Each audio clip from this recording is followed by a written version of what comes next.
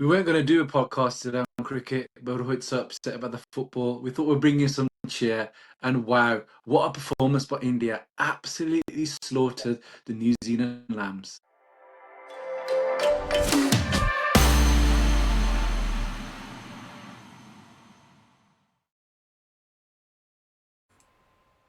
Welcome to Cricket. This episode is sponsored by Snaptech. Rohit, some positivity today. Cricket, India, wow. Yeah, amazing performance, man. Amazing. I thought, there you go. That's my first one list to do done. The second will be in the evening, but that did happen. But I'm happy for you boys. You at least happened for you boys. But yeah, I think what a performance. What a statement. In 10 overs to score 155 runs. Wow. Amazing. I hope we did not peak too soon. But this is a big statement win. Yeah. Ajay? Oh, again, the second T20 we were talking about how we've chased down 215 overs, and now we managed to chase down 150 in 10 overs. It's like, what's going to happen next? They're going to chase down 100 in 5 overs. Possible. It was incredible. It was a great. The way Abhishek is, a second fastest 50 by an Indian batsman. Obviously, still Yuvraj's sixes against Stuart Broad in the World Cup is one to be beaten. But this was 50 plus in 14 balls, I think, something. Yeah, so what a young man, what a player. Yeah, and again, Suryakumar Yadav. The pleasing thing for us is what we've been asking for, three of us, is just Sky needs to get back, and then again he backed up the last innings with his 80 plus, not out with a 50 plus score again today as well. So brilliant, and the bowling brilliant. Jesse back. From Bishnoi. Bishnoi did brilliant, isn't he? Yeah. That was a surprising inclusion. He's not been in the frame for the last year or so, and seeing him bowl, I think the biggest question for Indian selectors, and I don't know if they wanted to test this, is that maybe they're not feeling too confident around Kuldeep Yadav's performances of late. So maybe they might be thinking that Ravi Bishnoi might be the second spinner to Varun Chakravarti. Yeah. So because looking at Kuldeep does look like a man not riding with confidence at the moment. When you were looking at him bowl, I know he's been getting smacked around the park by like Darryl Mitchell, Glenn Phillips, but even in the ODI series, he didn't perform really well. So I don't know whether or not that might just be slightly in Gauty's mind, maybe, or niggling at the selectors, that they want to maybe see if they could get Ravi Bishnoi in. So I wouldn't be surprised if Ravi Bishnoi plays the next 2 T20s, and if he does well, I wouldn't be surprised if he gets the call up instead of Kuldeep Yadav. But we already announced our squad anyway for T20, right? World Cup. Ages ago, yeah. Is Bishnoi in it? I'm not sure if Bishnoi is in it or not. Can you check while we're talking? Yeah. Let me check. Be in it if... Well, I mean, okay, while Roy's checking that, I mean, do you think that was a good... If that is what... I mean, I agree with you, Kuldeep is a fantastic player, but he does seem to be a player who kind of performs... Yeah. He's not in the squad. Oh, he's not in the squad. That's very interesting, then. Oh, what's the point, then? I was going to. That's the next point I was going to talk about. I was going to say, is that good management by Gauty to? Well, what I was saying was that as wonderful as Kuldeep is, he's had a bit of a rough time recently, and he does seem to be a player who kind of performs better when his own personal confidence is high. And obviously, if that's not, then what's the options? So Axel's out, injured at the moment, isn't he? Yeah, actually injured. Tilak is injured, but I'm so happy for. Ishan Kishan. I mean, what? I mean, when Sanju go, I mean, we all wanted Sanju to be in, and now Sanju's out of form. What's happening? Bad. Honestly, it's so bad. It's just so bad, right? We all wanted him to be in the. His first game was good, though, wasn't it? No, I think he's out of form at the moment. Yeah. 10 runs first game, 6 runs the second game. So 16 runs in 3 innings as an opener. Yeah, that's not good at all. So, and then, but I'm so happy. Look at how confident Ishan is. This is what happens when you get informed players who played well domestically and won the domestic leagues. And I mean, superb innings again for Ishan. He set the tone, and Abhishek set the tone. Those two youngsters, I mean, amazing. They're hitting 6. They know hitting 6 is like 50-meter 6 or 60-meter 6. They're hitting like 94-meter 6s. So it's power. Brilliant Proper to see. Power. Brilliant to see. Yeah. Good. Right then, I mean, there's not a lot to talk about other than how brilliant India were. I mean, New Zealand, I mean, they've been stumped, really. Yeah. Jesse was Arshdeep was not in the team again. That's a very worrying signs if you're a Kiwi fan, because what I don't understand is why is Darryl Mitchell coming in at number 6? He's he should be one top. of their most explosive Yeah, he's one of their most explosive batsmen, and it's kind of like how England have done with Joss Butler. They put Joss Butler in later on in the batting lineup against like Sri Lanka in the ODIs. And I just don't think like a player like Darryl Mitchell or Joss Butler, you need to be playing them right at the end. They need to be in the beginning stages of the game where they can dictate, they can spend a bit more time at the crease, and then they can go for it. It's like a Henrik Larsson for South Africa. You wouldn't put him at 7 or 8. You need to put him right up there because he can change the game. He can change the game. So I'm a bit confused with New Zealand's management now, whether or not they'll switch that in the T20 games and against maybe lesser teams in the group stages, put Darryl Mitchell up at number 3 or 4. But they need someone like him, and obviously without the likes of Kane Williamson, the bowling and leadership around New Zealand look really weird. I mean, the fielding has been poor. They were just going for boundaries and boundaries. It was almost depressing to watch at times because you thought, hang on a minute, is this these are World Cup finalists? These are teams that have been, playing at the highest level, and they were just getting smacked around by Abhishek and Ishan Kishan and Sky. Obviously, it's great for Indians, but I just thought for New Zealand, I thought they've lost their way a little bit as being a team that has been quite renowned for their all-roundedness and discipline and good execution good fielding, of bowling and fielding. So they've just let it drop. But is it something that they'll pick up in the next two T20s, or if they just use this as a learning curve for the World Cup? Obviously, the best learner is playing India because they're playing India in their conditions, so they'll have the best prep. Going into this. Obviously, England are playing Sri Lanka, so they've got some good prep as well. But I think with New Zealand is they always play well in tournaments. They all get there because at the moment, if you see, they don't have Kane Williamson. I don't know if this is in the team or not, but they always play well in tournaments, and they are a good team. Actually, it's just that India at the moment at home and in form. But touch wood, as you said, the one thing is we just don't want to peak too soon. Exactly, we don't want to peak too soon. We want to make sure we take this form into the finals and win it in the finals as well. So but again, what would you if you go? I want to say congratulations to Scotland for coming into the day. They're getting the golden ticket. They're lucky. There might be another space open if words are to be believed that Pakistan are discussing whether they're going to enter. I don't think. I think they said they were waiting for their PM to come back, but I don't think they will. I don't think they will. They will boycott the T20. It's too much money to lose there. Yeah, that's what I'm saying. I think money's going to dictate that rather than the politics. But anyway, that's another conversation. But okay, Rohit, Ajay, you're Gautam Gambhir. You've won 3-0. The World Cup's around the corner. What are you going to do for the last 2 games? I'm going to stick with the same team.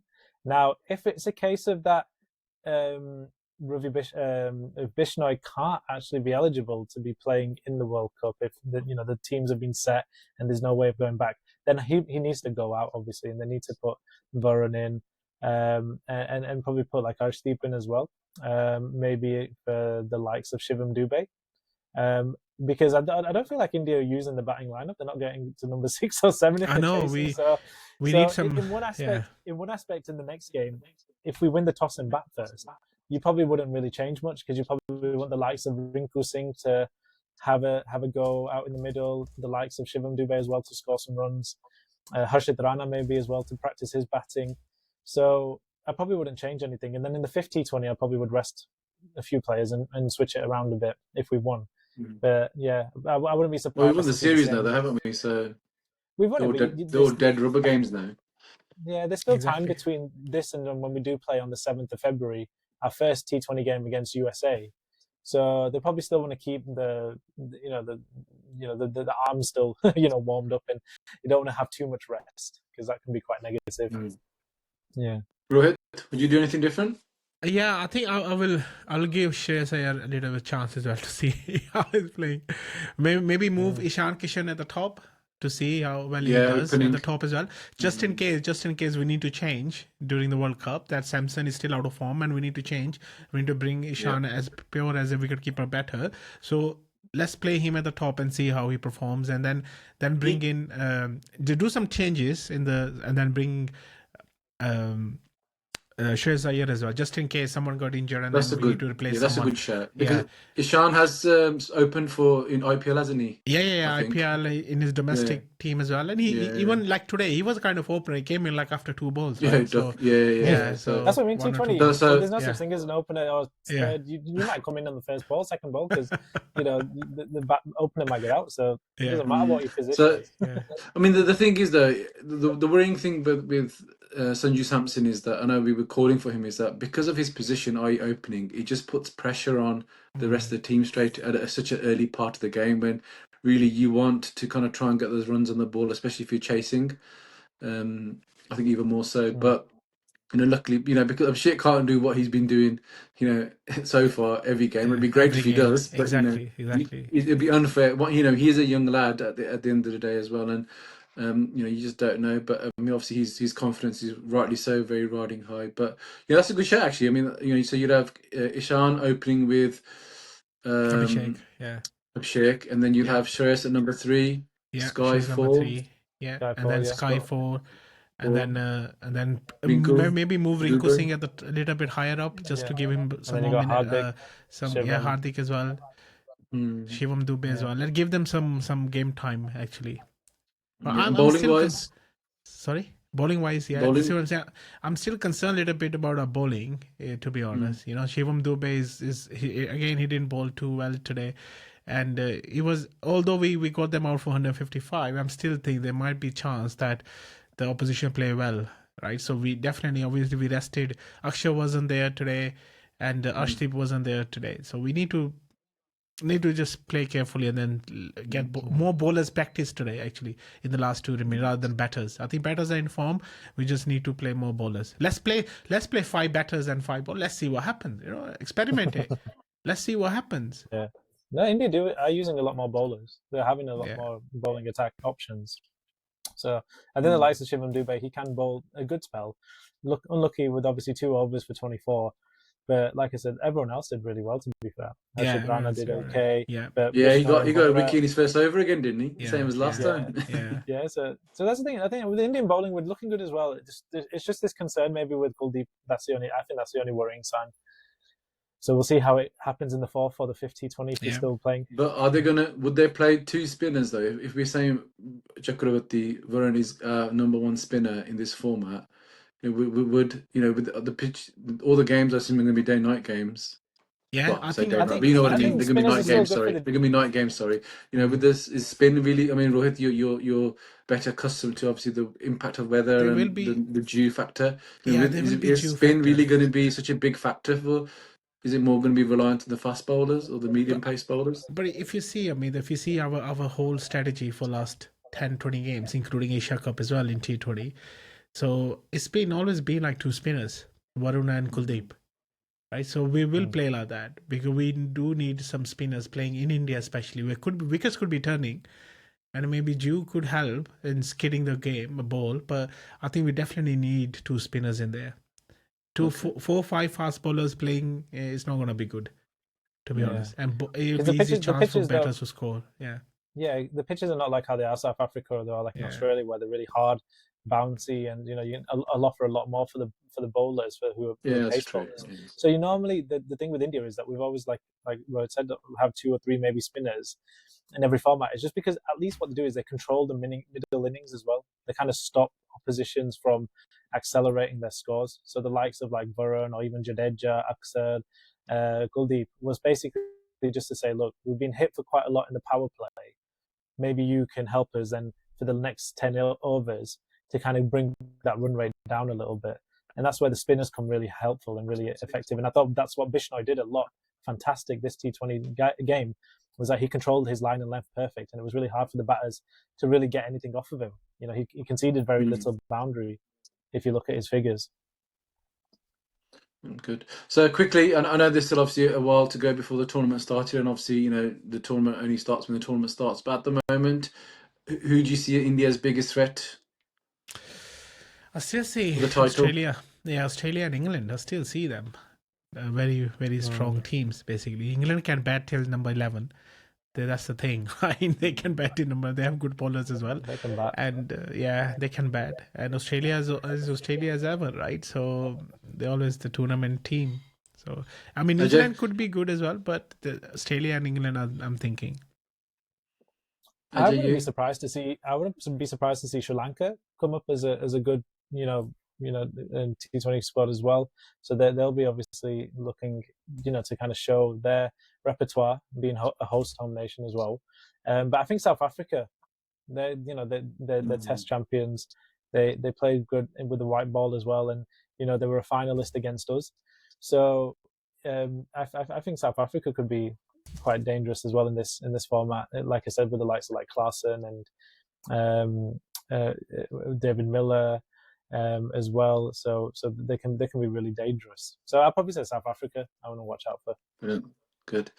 Well, I mean, I don't know if you've seen the advert that Rohit Sharma's done recently. He said he said, "Oh, no team." I mean, he's kind of making fun of history, I suppose. And again, it's there to be broken. That no team's ever defended its T20 title. No team's ever won the T20 title on home ground either. Right. On home soil, as in the hosting nations never won the T title. Yeah. The only thing I'll say that is that this is actually not solely in India; it's in India and Sri Lanka. So hopefully that will break that. That might help. But he did say he said history's there to be broken. I don't know if you've seen it. It was just I saw it on Instagram yesterday. So he's looking pretty good. He's looking really trim. He's getting. I've never seen. He never looked that trim when he was playing. Well, no, he's obviously playing still in the ODIs, but Right then, boys. A brilliant day at the office for India. Absolutely sent a really powerful message out to the rest. But again, as we hope, fingers crossed, they're not peaking too soon. But let's hope we can carry on that on for the next 2 games and into the tournament. So until the next time, please, guys, do like, subscribe, drop your comments in your thoughts about India, New Zealand, how they're performing. And if you want to say anything about Manchester United, please do so. I know this is cricket, but and we've got 2 branches, football and cricket. It's good to mix the both sometimes. Anyway, Rohit, bad day at the office for Arsenal, but a good day at the office for India. Good day for India. Yeah, I think I'll take the India one all day long anyway. Okay, until the next time, Jai Hind, take care.